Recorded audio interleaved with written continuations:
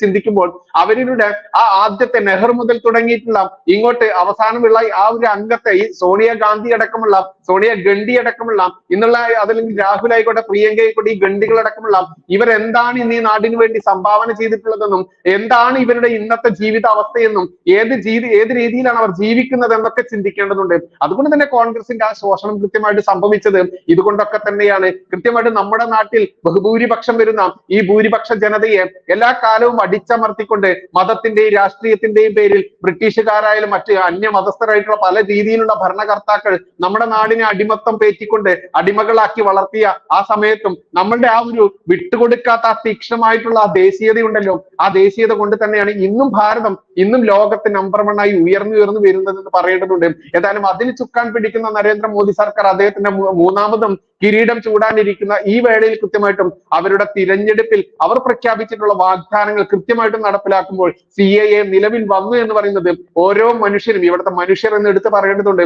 അത് ഹിന്ദു ആയാലും ക്രിസ്ത്യൻ ആയാലും മുസ്ലിം ആയാലും മറ്റ് 6 വിഭാഗത്തിൽപ്പെട്ട മറ്റ് 8 ജാതി മതസ്ഥരായാലും അവർ അഭിമാനത്തോടെ തന്നെയാണ് കാണേണ്ടത്. കാരണം മനുഷ്യനാകണം, ഞങ്ങളിലുള്ള ക്രൈസ്തവ രക്തം ഞങ്ങളിലില്ല, മുസ്ലിം രക്തം ഞങ്ങളിലില്ല, ഹിന്ദു രക്തം എന്ന് പറഞ്ഞു നടക്കുന്ന നിങ്ങളൊക്കെ ആരുടെ രക്തത്തിന് വേണ്ടിയാണ്, ആരുടെ രക്തം ഏറ്റിക്കൊണ്ടാണ് നിങ്ങളൊക്കെ സംസാരിക്കുന്നതെന്ന് അന്നം കഴിക്കുന്നതിന് മനസ്സിലാവും. നിങ്ങൾ സംഘിയെന്നും ചാണകമെന്നും സുഡാപ്പിയെന്നും അതല്ലെങ്കിൽ കമ്മിയെന്നും കൊങ്ങിയെന്നും ഇവിടെ തരം തിരിച്ചുകൊണ്ട് ഭരിക്കുന്ന രാഷ്ട്രീയ മേലാളന്മാരുണ്ടല്ലോ, നിങ്ങൾ മനസ്സിലാക്കുക. ഇവിടുത്തെ സാധാരണക്കാരായുള്ള ജനങ്ങൾ അത് ഹിന്ദു ആയാലും ക്രിസ്ത്യൻ ആയാലും മുസൽമാനായാലും അവർ മനസ്സിലാക്കി തുടങ്ങിയിട്ടുണ്ട് എന്നുള്ളത് ചെറുതായിട്ടെങ്കിലും ഇവിടെ സൂചിപ്പിക്കേണ്ടതുണ്ട്. എന്തായാലും ഇവിടെ പാകിസ്ഥാൻ വിഭജിക്കുന്ന സമയത്ത് എത്ര ശതമാനം ഹിന്ദുക്കൾ അതല്ലെങ്കിൽ മറ്റ് ന്യൂനപക്ഷ വിഭാഗങ്ങൾ ഉണ്ടായിരുന്നു എന്നുള്ളത് നമ്മുടെ നാട്ടിലെ മീഡിയകളൊന്നും ചർച്ചയ്ക്ക് എടുക്കുന്നില്ല.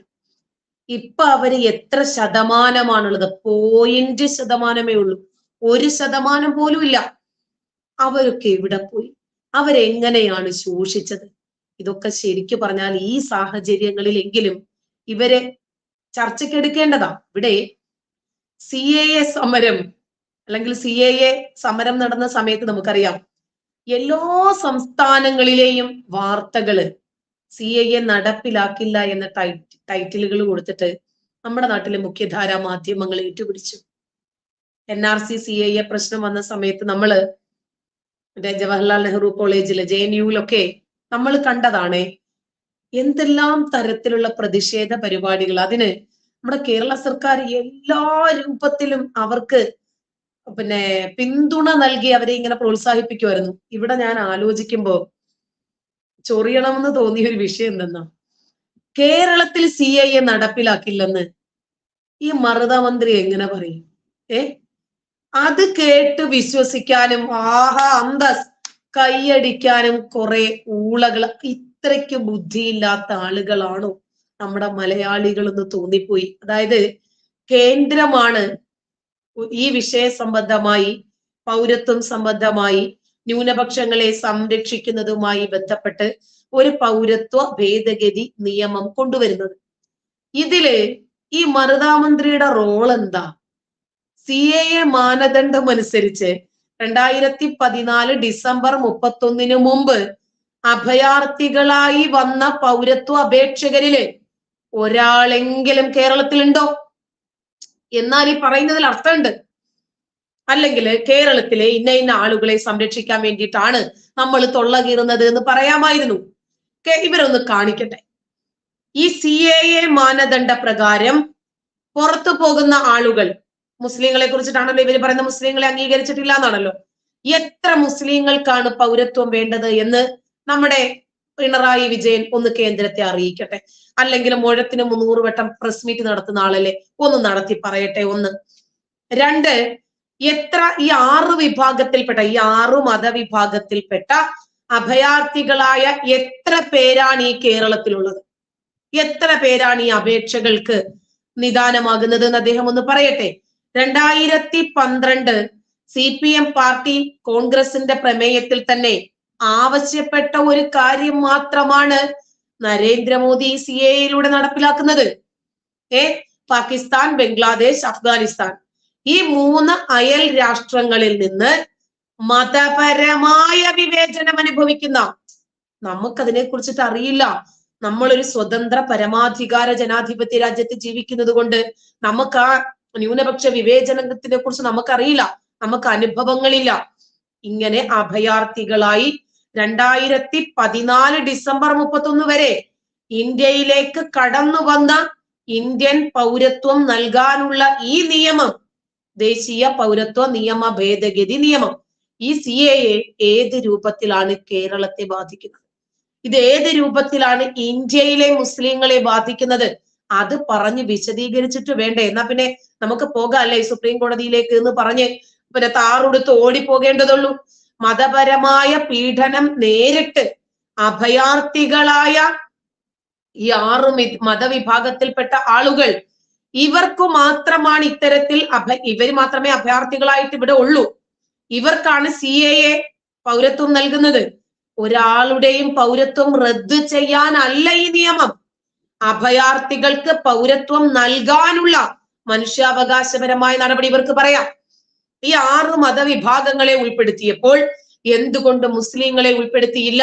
മുസ്ലിങ്ങളെ എടുത്ത് കളയാനല്ലേ?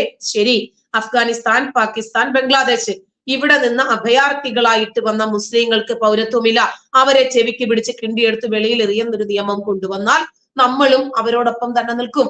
കാരണം അങ്ങനെ മതത്തിന്റെ പേരിലുള്ള വിവേചനം പാടില്ലെന്ന് നമ്മൾ പറയും.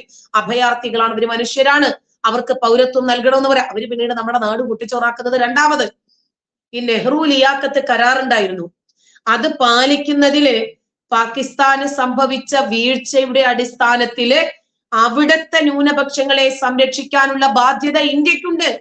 അതിവര് പറയുന്നില്ല, അതിവര് മനസ്സിലാക്കുന്നില്ല.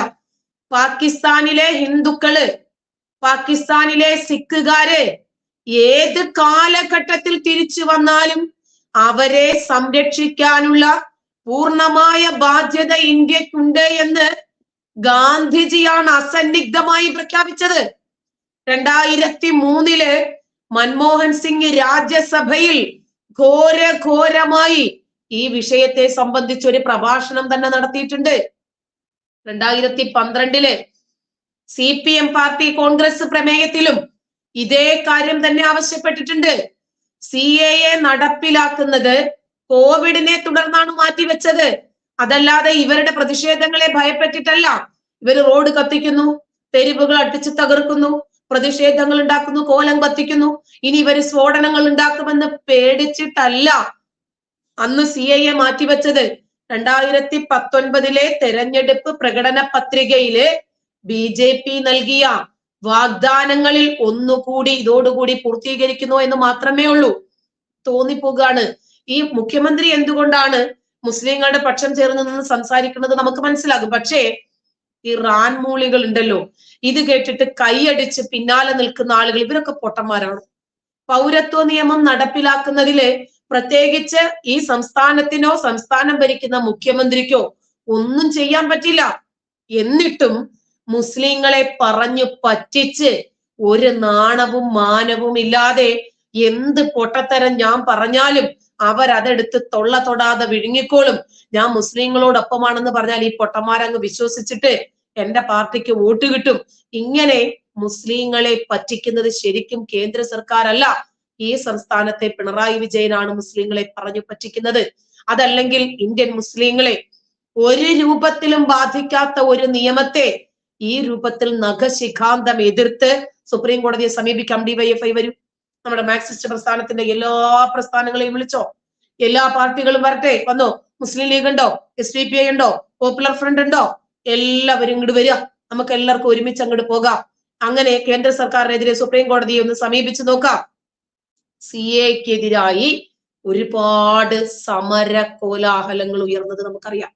ഒരുപാട് പ്രതിഷേധങ്ങള്, ഹർത്താലുകൾ ഒക്കെ നമ്മൾ കണ്ടതാണ്. ഷഹീൻ ബാഗിലൊക്കെ ഇവരെന്താണ് കാണിച്ചു കൂട്ടുന്നത് നമുക്കറിയാം.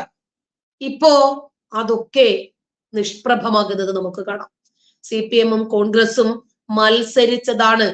അവരാണ് മുസ്ലിങ്ങളെ, വെറുതെ ഇരുന്ന മുസ്ലിങ്ങളെ, നമ്മൾ പറയില്ലേ വേണ്ടാത്തടത്ത് വേലിയിൽ ഇരുന്ന പാമ്പിനെ എടുത്ത് വേണ്ടാത്തടത്ത് വെച്ചു എന്ന് പറയുന്നത് പോലെ, വെറുതെ ഇരുന്ന മുസ്ലിങ്ങൾ വികാരജീവികളാണെന്ന് എല്ലാവർക്കും അറിയാം.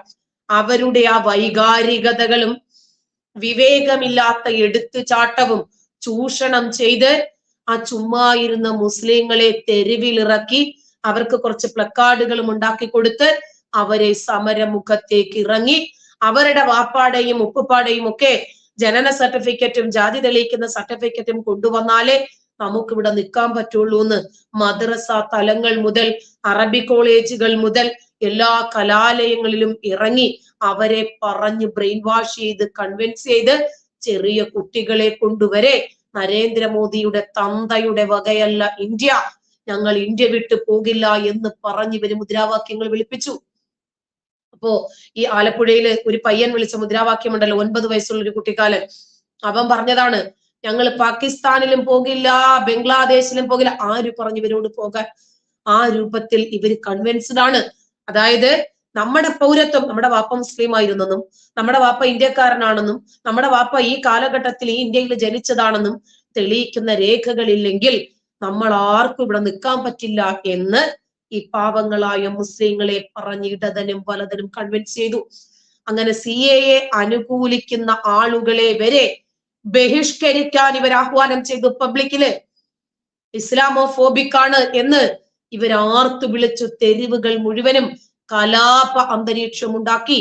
മുസ്ലിങ്ങൾ നിൽക്കക്കള്ളിയില്ലാതെ യോ ഞങ്ങളൊക്കെ ഇപ്പൊ പുറത്താകേണ്ടി വരുമോ എന്ന് പേടിച്ചു ഭയന്ന് ഈ വികാര ജീവികൾ നെഞ്ചിലിടിച്ച് നിലവിളിച്ച് കലാപ അന്തരീക്ഷം ഉണ്ടാക്കി. മുസ്ലിങ്ങളെ ഇന്ത്യയിൽ നിന്നും പുറത്താക്കുന്ന ഒരു നിയമമാണ് എന്ന് നുണ പ്രചാരണം നടത്തി. ബൈജു മിനിഞ്ഞാന്നുകൂടി എന്റെ ഒരു സിസ്റ്റർ എന്നോട് സംസാരിക്കുകയാണ്, നരേന്ദ്രമോദി ശ്രമിക്കുന്നത് എന്തിനാണെന്ന് അറിയാമോ? മുസ്ലിങ്ങളെ ഇവിടുന്ന് പുറത്താക്കാനാ. അവന്റെ തന്ത വിചാരിച്ചാല് ഞങ്ങൾ ഇവിടുന്ന് പുറത്തു പോകൂല, അവൻ എവിടുത്തുകാരനാ. ഇവരൊക്കെ കൺവിൻസ്ഡ് ആണ്. ഞാൻ പറഞ്ഞിട്ടില്ല, എന്റെ സിസ്റ്ററുടെ വീട്ടിലേക്ക് എന്റെ ഉമ്മച്ചി പോയപ്പോ പറഞ്ഞു BJP-ക്കാരും എന്റെ വീട്ടിൽ വരണ്ടാന്ന്. ഇത് എവിടെ നിന്ന് വന്നതാ? ഒരു കമ്മി വരണ്ടെന്ന് പറയോ? ഒരു സുഡാപ്പി വരണ്ടെന്ന് പറയോ? അതായത് ഒരു ആന്റി BJPസം, ഒരു മോദി ഫോബിയ പള്ളികളിലൂടെ, മദ്രസകളിലൂടെ, മുസ്ലിം വീടുകളിലൂടെ, ഖുർആൻ ക്ലാസ്സുകളിലൂടെ നമ്മുടെ നാട്ടിൽ സ്പ്രെഡ് ആയിട്ടുണ്ട്. അതായത് മുസ്ലിങ്ങളെ പുറത്താക്കുന്ന ഒരു നിയമമാണ് മുസ്ലിം വിരുദ്ധനായ നരേന്ദ്രമോദി കൊണ്ടുവരുന്നത് എന്ന് നുണ പ്രചാരണം നടത്തി മുസ്ലിം മത തീവ്രവാദികളെ ആ തീവ്രവാദത്തിലേക്ക് ഇവർ കൊണ്ടുവരികയാണ് ചെയ്യുന്നത്. 21 ഊരിയ വളരാ തേച്ചു വെച്ചോ, നമുക്ക് ഒരിക്കൽ കൂടി അത് എടുക്കേണ്ടി വരും.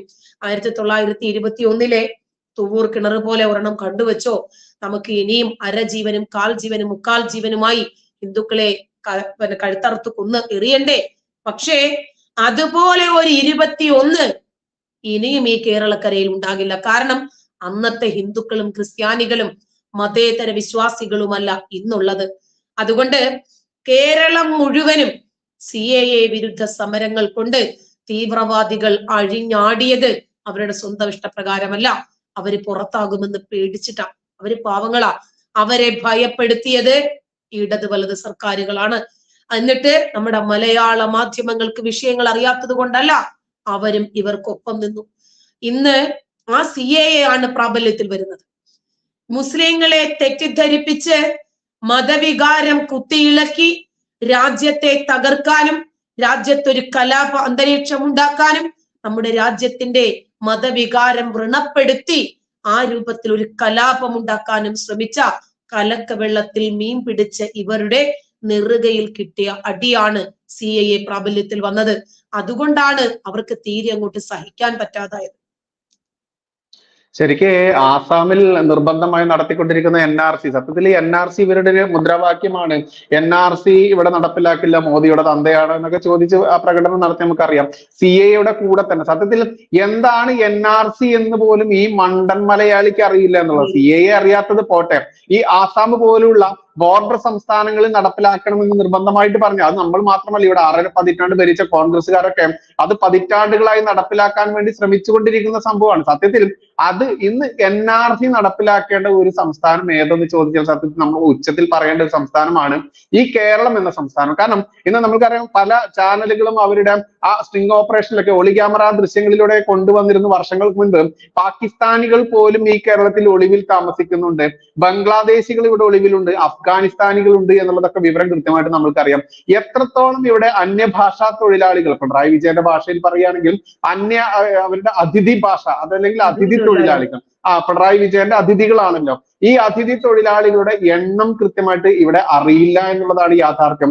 ഈ ബംഗ്ലാദേശികൾ അതല്ലെങ്കിൽ ബംഗാളികൾ എന്ന് നമ്മൾ വിളിക്കുന്നവർ ബംഗ്ലാദേശുകാരുണ്ട്, പാകിസ്ഥാൻകാരുണ്ട്, അഫ്ഗാനിസ്ഥാൻകാരുണ്ട്, ഏതൊക്കെ രാജ്യക്കാരുണ്ട് എന്നുള്ളത് ആർക്കും അറിയില്ല എന്നുള്ളതാണ്. ഇന്നും പല ചാനലുകാരും വെളിപ്പെടുത്തിയിട്ടുള്ള അതിനെ ആസ്പദമാക്കി നമ്മൾ ചിന്തിക്കുകയാണെങ്കിൽ ഓരോ ദിവസവും റെയിൽവേ സ്റ്റേഷനിൽ വന്നിറങ്ങുന്ന ബംഗാളികൾ എന്ന രീതിയിൽ വന്നിറങ്ങുന്ന നമ്മൾക്ക് പിടുത്തം കിട്ടാത്ത രീതിയിലൂടെ ഇറങ്ങി നിറഞ്ഞിട്ടുള്ള, ഇപ്പോൾ നമ്മുടെ ചുറ്റുവട്ടം തന്നെ നമ്മളൊന്ന് ചിന്തിച്ചാൽ മതി, ഒരു വാട്സാപ്പ് സന്ദേശത്തിലൂടെയോ അതല്ലെങ്കിൽ ഒരു മെസ്സേജിലൂടെയോ ഒരു ഫേസ്ബുക്ക് പോസ്റ്റിലൂടെയോ ആളുകളെ, ഈ ബംഗാളികൾ എന്ന് വിളിക്കപ്പെടുന്ന അതിക്രൂരന്മാരായിട്ടുള്ള ഈ മുസ്ലിങ്ങളെ അണിനിരത്താൻ ഇവർക്ക് പറ്റുമെന്നുള്ളതാണ് യാഥാർത്ഥ്യം. അതുകൊണ്ട് തന്നെ എനിക്ക് തോന്നുന്നു അനൗദ്യോഗിക കണക്കാണ് 30 ലക്ഷത്തിന് മുകളിൽ കഴിഞ്ഞ ഒരു വർഷം മുൻപ് തന്നെ ഇവിടെ ഇത്തരത്തിൽ ആളുകൾ ഉണ്ട് എന്നുള്ളത്. അത് അവരുടെ ക്രൂരത എത്രത്തോളം ഉണ്ട് എന്ന് അറിയണമെന്നുണ്ടെങ്കിൽ നമുക്കറിയാം, ഇപ്പോ സാബു ജേക്കബിന്റെ അദ്ദേഹത്തിന്റെ ആ കിഴക്കമ്പലത്തിൽ നടന്ന ഒരു കലാപമുണ്ട്, 2 പോലീസ് ജീപ്പൊക്കെ കത്തിച്ച ഒരു കലാപം ഉണ്ടായിരുന്നു. അന്ന് നിമിഷങ്ങൾക്കുള്ളിലാണ് പോലീസുകാരൊക്കെ ജീവനും കൊണ്ട് ഓടിയതും അവരുടെ ആ വാഹനങ്ങൾ കത്തിക്കപ്പെട്ടതും. മാത്രമല്ല പെരുമ്പാവൂരായാലും ഈരാറ്റുപേട്ടയുള്ള സ്ഥലങ്ങളിലൊക്കെ ഏറ്റവും കൂടുതൽ ക്രൂരന്മാരായിട്ടുള്ള